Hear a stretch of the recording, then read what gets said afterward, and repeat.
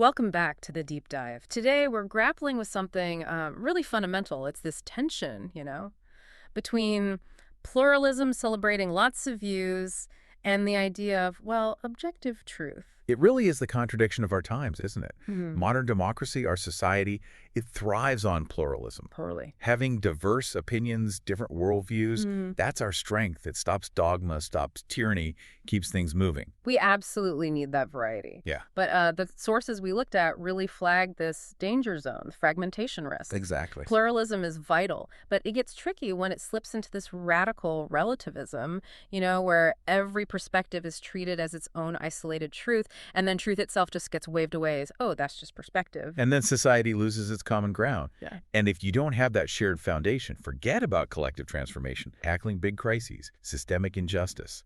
It becomes impossible. So things stay stuck? Precisely. Systemic oppression actually thrives in that confusion. Fragmentation is its friend. So our mission today is sort of to unpack how this erosion happens, why it's such a potent tool for control. And maybe what a more holistic system could look like, one that holds both truth and diversity. That's the goal. Reconciling foundational truth with genuine, diverse expression. Okay, let's start unpacking that. Maybe begin with the ideal versus, well, the reality. Sure. Ideally, pluralism is meant to ensure no single group gets a monopoly on truth. Right, like a marketplace of ideas where the common good emerges from that constructive friction. That's the beautiful democratic vision. It is beautiful, but then you look around Yeah. and you see how quickly that ideal can kind of Yeah. curdle. We're sort of living out what Nietzsche predicted, maybe. Yeah. There are no facts, only interpretations. Oh, you feel that now, don't you? Almost instinctively. I remember that term, post-factish, German word of the year back in 2016. It's factual. It nailed it. Facts becoming negotiable.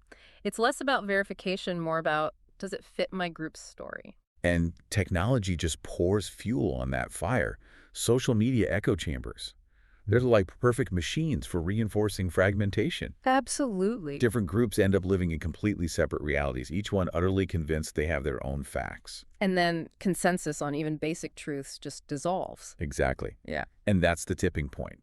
That's when pluralism stops being enriching and starts looking more like, well, societal breakdown. Which brings us to something really crucial, maybe often missed. Huh? How this relativism isn't just an accident, it's used as a power tool. Right. This is key. But hang on a second. Isn't saying truth is relative sometimes necessary, like to challenge the official truth from, say, colonial powers or oppressive regimes? That's a really important point. And yes, critical theory absolutely uses pluralism that way to dismantle harmful power and force narratives. That's the positive side. Okay. But what our sources highlight is the flip side. How that same claim truth is relative gets weaponized by powerful interests, specifically to suppress deeper truths, structural truths about how the system really works. Ah, so it's a tactic. Turning healthy debate into just noise, making it impossible to agree on anything. Precisely. You move from questioning illegitimate authority to questioning all authority, all facts, almost equally.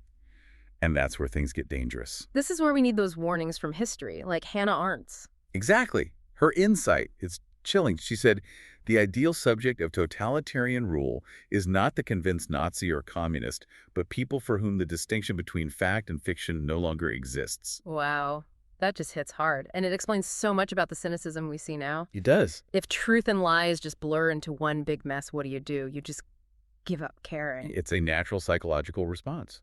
Retreat into apathy, political passivity, because you feel powerless to even figure out what's real. Which, of course, is exactly what benefits those who like things just the way they are. And it's not accidental. We have evidence of this strategy. Think about the tobacco industry's infamous internal memos. Oh, yeah. The doubt is our product line. Exactly. Doubt is our product, since it is the best means of competing with the body of fact in the public's mind. Chillingly honest. And that playbook just got copied and pasted, didn't it? Climate change denial, health debates. All sorts of regulatory fights. You twist genuine pluralism, the need for discussion, into this paralyzing idea that every fact is just an opinion. And the result? Delay, inaction, while the powerful interests keep things running their way. So if we zoom out from that specific tactic, it points to this bigger, quite profound contradiction in our society. Which is? We celebrate political democracy, we talk about it all the time, but our actual everyday lives, often they're anything but democratic. Ah, okay, I see where you're going. This is the core disconnect. Like Hans Tiersch's idea, the horizon of hierarchies. Exactly. Put simply, elites, political, economic, tend to set the horizon. They define the boundaries of what counts as legitimate truth or acceptable debate. And anything really challenging, anything arguing for fundamental change. Gets pushed outside that frame. Right. Dismissed as just perspective, unrealistic, fringe. Meanwhile, we're kept busy arguing about things within the frame they've set. Right. It keeps the underlying system, maybe even systemic oppression, ticking along nicely. And you don't have to look far for examples. Think about families. Even families. Yeah, our sources point out, even after big political shifts like post-World War II, families often remained mini hierarchies.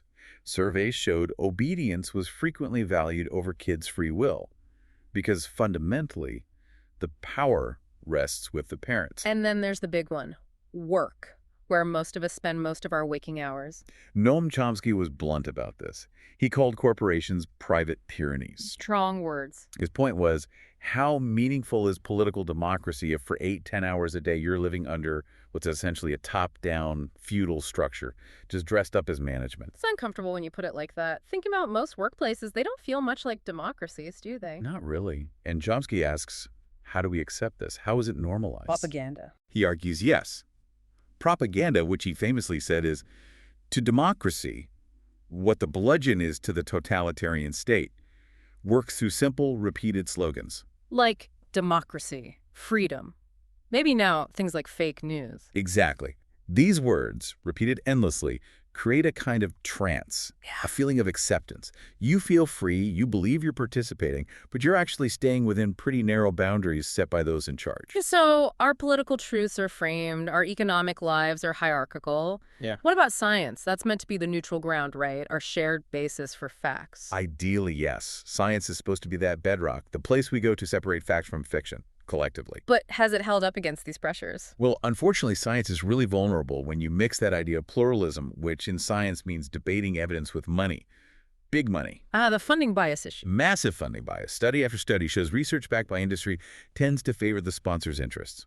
It shifts from truth-seeking to, well, outcome optimization. Finding the result that fits the funder's needs. And then lobbyists get involved. They become experts at creating false pluralism. How does that work? By amplifying minority or fringe scientific views, making it look like there's a huge debate, a 50-50 split in the scientific community, when actually the consensus is overwhelming. Climate denial is the classic example. Right. So just enough doubt to stall action. And the result? Yeah. Public trust just evaporates. Michio Kaku pointed out, many people now think science just serves false masters. We saw that so clearly during COVID, didn't we? The way scientific claims got instantly politicized. Huge divisions fueled because people simply didn't know who or what to trust anymore. So without credible science as that shared foundation, pluralism just collapses into noise, competing claims shouting past each other. Okay, so we've painted a picture of a society pretty fractured by doubt, managed by hierarchies. What does that do to us, to the individuals living in that environment? The psychological impact is huge. Our sources point to two core outcomes when people feel like truth is just gone, unreachable. Yeah. Powerlessness and this deep sense of fragmentation. And how does that play out in behavior? You see this retreat. When meaningful collective change feels impossible, people tend to split. Some become passive, disengaged. They retreat into apathy, cynicism. Nothing matters. It's all corrupt. Okay. Others get angry. They radicalize. Often, they'll grab onto conspiracy theories because those offer a simple, complete truth, even if it's wrong in a confusing world. And neither of those helps build a healthy democracy. Not at all. Both undermine it. And internally, this constant clash creates what psychologists call cognitive dissonance. That feeling when your beliefs contradict each other, or reality. Exactly. That internal conflict is painful. And the pressure to resolve it can drive people to just shut down parts of reality, split things into sense and nonsense in ways that aren't rational, just to cope, which fuels insecurity and pushes them further into their bubbles. Wow. Okay, so that's the problem laid bare. Is there a way forward? You mentioned a more holistic system earlier. Right. This is where we need to bring in a concept that tries to bridge this gap. The idea of Chazon. It's a Hebrew term, roughly meaning vision or maybe wholeness. It offers a framework for integration. Integration of what? Pluralism and truth. Exactly. The Chazon perspective suggests that if we want real, enriching pluralism, we first need to agree on a basis, truth.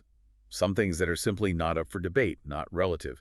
non-negotiable limits. Okay, that sounds crucial. What kind of limits are we talking about? The framework suggests universal anchors, things like human dignity, the fundamental health of our natural resources, our planet, and the reality of interconnection, that we're all linked. So these are foundational, like axioms. You could think of it that way. If we accept these as true for everyone, everywhere, then pluralism becomes incredibly valuable. It becomes the diverse ways we figure out how to uphold dignity, protect the planet, live interconnectedly. I see. So pluralism isn't about debating whether dignity matters, but how best to achieve it. Precisely. Pluralism as enrichment on top of the foundation, not tearing the foundation down. That clarifies the vision. So if human dignity is a non-negotiable truth, what does that imply systemically? It would challenge systems based on coercion, right? What the sources call the invisible whip of poverty. Absolutely. Affirming that basis truth would require major shifts. Our sources suggest 3 key areas. First, really flattening hierarchies, more genuine participation in families, workplaces, politics. Real democracy, not just nominal. Okay, makes sense. Second, science with unwavering integrity, shielded from corporate funding bias and political manipulation, a trusted source of shared understanding. And third, Fundamentally redesigning economic systems to guarantee basic needs. Things like universal basic income or universal basic services are mentioned. The point is to affirm dignity directly and remove that basic coercion that forces people into, well, those private tyrannies just to survive. it's a radically different picture, a holistic view. But you can immediately see why existing power structures would resist this fiercely. Of course. Yeah. Because fragmentation, confusion, doubt, these things benefit those currently at the top of the hierarchies. A unified foundational truth centered on something like universal dignity. That's dangerous to the status quo. So we're left at a crossroads, aren't we? A fundamental choice, really. Pluralism without a foundation of truth.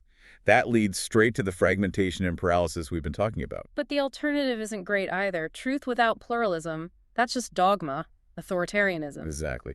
So the thesis emerging from these sources is this. A truly sustainable democracy needs both.